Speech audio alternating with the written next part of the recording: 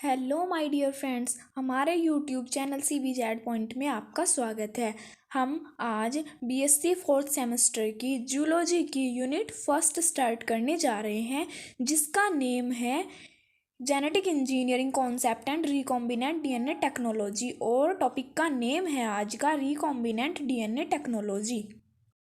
जब किसी जीव के DNA का एक खंड निकालकर उसी या फिर किसी अन्य जाति के जीव के DNA से जोड़ा जाता है, इस तकनीक को हम जेनेटिक इंजीनियरिंग कहते हैं।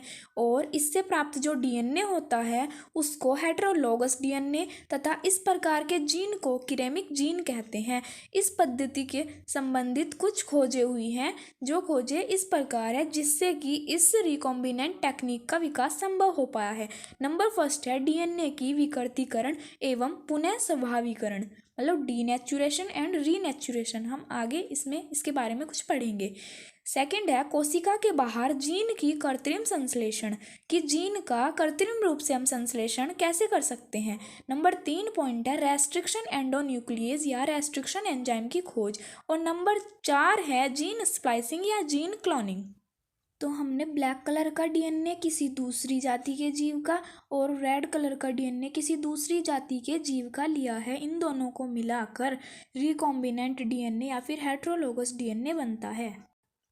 तो हमारा फर्स्ट पॉइंट है denaturation and renaturation of DNA को जब हीट करेंगे तो इसके स्ट्रैंड के बीच जो नाइट्रोजिनस बेस होते हैं उनके बीच में हाइड्रोजन बॉन्ड होते हैं, वो टूट जाते हैं, जिससे ये स्ट्रैंड एक दूसरे से अलग हो जाते हैं। इस क्रिया को तो हम डीनेचुरेशन कहते हैं।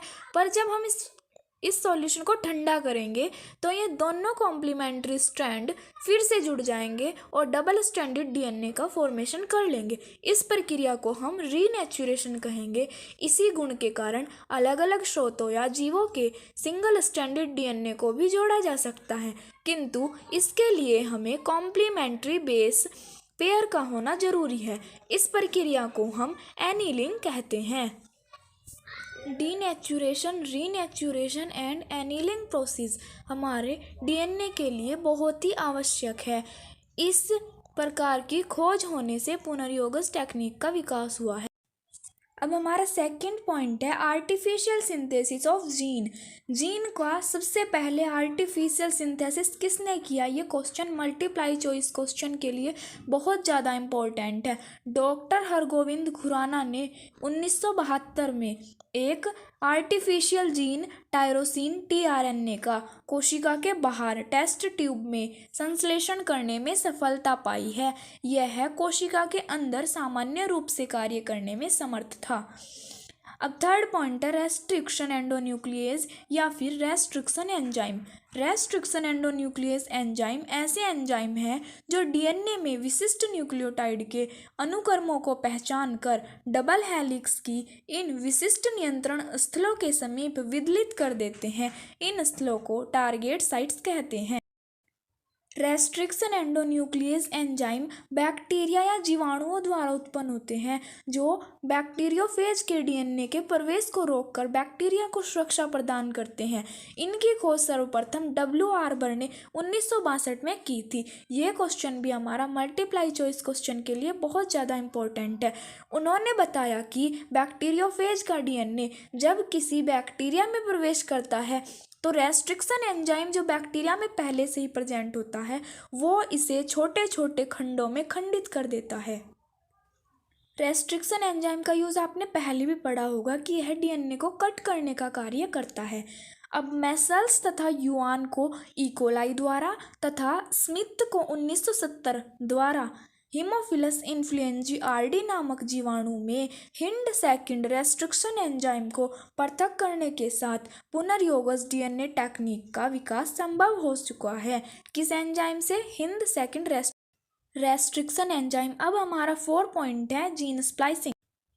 डीएनए के आइसोलेशन का संश्लेषण करने के लिए अनेक टेक्निक्स का विकास किया गया है, जो इस प्रकार है। फर्स्ट है रेस्ट्रिक्शन एंजाइम द्वारा डीएनए का विखंडन। सेकंड है जीन का क्रमिक संश्लेषण। थर्ड है कॉम्प्लीमेंट्री डीएनए का संश्लेषण। तो हमारा फर्स्ट पॉइंट है DNA cleaving by restriction enzyme. अब रेस्ट्रिक्शन एंजाइम के बारे में हमने पहले ही पढ़ा है कि रेस्ट्रिक्शन एंडोन्यूक्लियस एंजाइम की सहायता से यूकैरियोटिक जीनोम से डीएनए के आवश्यक खंडों को काटा जाता है। इसके लिए जीन बैंक या जीनोम लाइब्रेरी में आवश्यक डीएनए के खंडों को वियोजित करते हैं। जीनोमिक डीएनए को किसी भी पादप या जंतु पादप के ऊतक से वियोजित किया जा सकता है। इसके लिए इसे रेस्ट्रिक्शन एंजाइम में रखते हैं, जिससे यह विभिन्न आकार के खंडों में टूट जाता है। रेस्ट्रिक्शन एंजाइम उसको कट कर देता है। अब इन खंडों को हम जेल इलेक्ट्रोफोरेसिस द्वारा अलग अलग कर लेते हैं। जेल इलेक्ट्रोफोरेसिस एक टेक्निक है जिसमें हम डीएनए के छोटे बड़े खंडों को डाल देते हैं, और इस कार्य के लिए दो प्रकार की जेल प्रयोग में आती है, एगारेज जेल, पॉलीएक्रिलामाइड जेल। ये दोनों टॉपिक भी हमारे मल्टीप्लाई चॉइस क्वेश्चन के लिए बहुत ज़्यादा इम्पोर्टेंट है। एगारेज जेल का प्रयोग डीएनए के बड़े खंडों में वियोजन के लिए किया जाता है। वहीं पॉलीएक्रिलामाइड जेल का यूज़ डीएनए के छोटे खंडों में वियोजन के काम आती है। इसका यूज़ डीएनए सीक्वेंसिंग में होता है। इसके लिए आरएनए व प्रोटीन्स को भी पृथक किया जा सकता है। विभिन्न आकार वाले डीएनए खंड जेल पर बैंड या पट्टियों के रूप में प्राप्त होते हैं। यूवी विकिरण में अगर हम इनको देखेंगे तो ये बैंड प्रदीप्तिशील वर्णों के दिखाई देते हैं। मतलब कि अगर इन बैंड को हम किसी भी विकिरण में देखें तो ये कलरफुल दिखाई देंगे, किसी वर्ण के दिखाई देंगे। हमारा आज का recombinant DNA technology topic complete हुआ। हम ऐसे ही आगे आने वाली वीडियोस में आपको और भी बेटर समझाने की कोशिश करेंगे। प्लीज़ हमारे चैनल को सब्सक्राइब कीजिए, शेयर कीजिए और वीडियोस को लाइक कीजिए। अपने दोस्तों के साथ इन वीडियोस को शेयर कीजिए। हमारे चैनल पर कमेंट कीजिए। आपको जो समझ नहीं आ रहा है आप हमसे पूछ सकते हैं। Thank you very much.